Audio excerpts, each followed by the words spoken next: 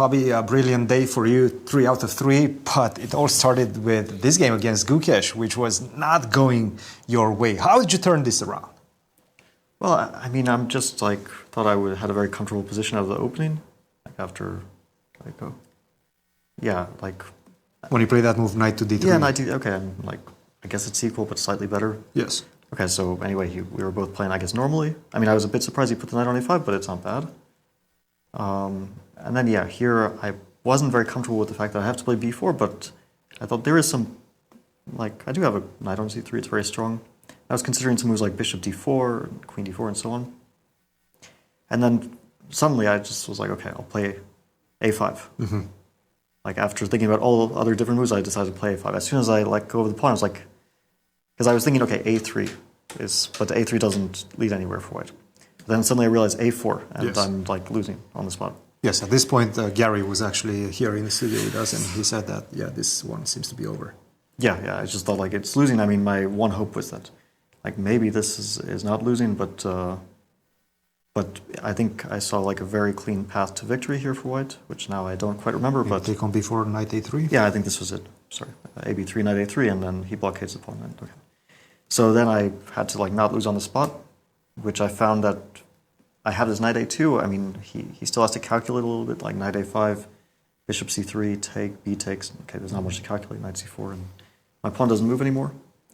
But at least I'm like still continuing to make moves. That was the only thing. And then f3, and suddenly, okay, he missed knight d5, and now it's okay. Yeah. And then surprisingly, this position is dangerous for white. Oh, for sure. Yeah, which I didn't even, like, we got into it so fast, I didn't even realize it's dangerous for white. But then I started to realize I have a passed b pawn. And then c4 came. And here I thought I was like, okay, practically at least winning. Yeah. And then the rest of the game was pretty, like, my play it just goes by itself. So. Let's talk about the game against Anish as well. He defeated you in Classical just a week ago. Now it was time for revenge. Was that in the back of your mind at all? No, I was just thinking he didn't win any games in Bucharest until he played me. He didn't win any games here until he played me. So I should just make sure I don't repeat the same scenario. Yeah, same scenario. So actually, this game starts a few days ago. You were with us. We were having a walk. Okay. And we were looking up some like different openings, and you told me that move 1 knight c3 is the Romanian variation. Yes. Which is kind of true. It has different names, but it's called the Romanian variation. You didn't believe me, by the way. Yeah, but it's true. And then we started to look at different openings. So Grigori, my second, looked at some different openings, and then he found out that this position after the Najdorf, g3, which is almost always called just the g3 Najdorf, is called the Zagreb variation. The Zagreb, okay. Which very few people know. Okay. So then we came up with the idea, although the idea was already there, like the idea that I played in the game, queen d3, knight d7, g3. We already had this idea. Improved Zagreb. The delayed Zagreb. Delayed Zagreb, okay. So the new idea was to name it the delayed Zagreb. That's beautiful. And that's it's a new move. It's a novelty. G3 has never been played before. Should we analyze this game, or that was the only thing that you wanted to share with us? Yeah, basically. I mean, we can skip to like, I don't know, I had a bad position if he plays bishop f8. But I was happy he allowed me to take on e7, and I have the bishop. d6 is weak. And then, okay, it seemed about equal everywhere. Even like up to this moment, like I still thought even this position, like if he plays h6, for example, I don't know.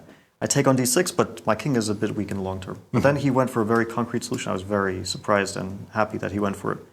So first I thought queen c5 was winning. Then I saw knight f4. And if king g1, knight h3. And if king here, I mean, he can at least pick up the queen, if not just mate. Yeah, at the very least. I think that probably there's mate, but okay. Mate. Yeah. So that was a nice trick, and then I just realized, okay, I just take, and he's pinned forever. I don't know why he put himself in this pin. It's, I mean, the only thing is that there's rook f2, king g1, and then here he loses everything. Well, Fabi, you're going into the blitz portion as the leader. Miro, at the beginning of the show, showed us this graphic that showed that no leaders after Rapid actually finished the event on top. Are you going to change that? Like in the history of the Grand Chess Tour? In Zagreb. Specifically in Zagreb? Yes. I hope so. I don't know, we'll see. I mean, it's going so well so far, but Blitz is a whole different story. And like last year, I actually think I did tie for first with Jan in the Rapid, and neither of us won the tournament. You were on the graphic. Yes. Yeah. So, but that time, it was very close. Like, I think my lead ended after the first Blitz game. So So we'll see. I mean, it's still 18 games with Blitz. There's a lot to play for, but of course the Rapid went as well as I could hope. Fabi, thank you very much. We'll see you tomorrow. Thanks. Guys, back to you. Thank you.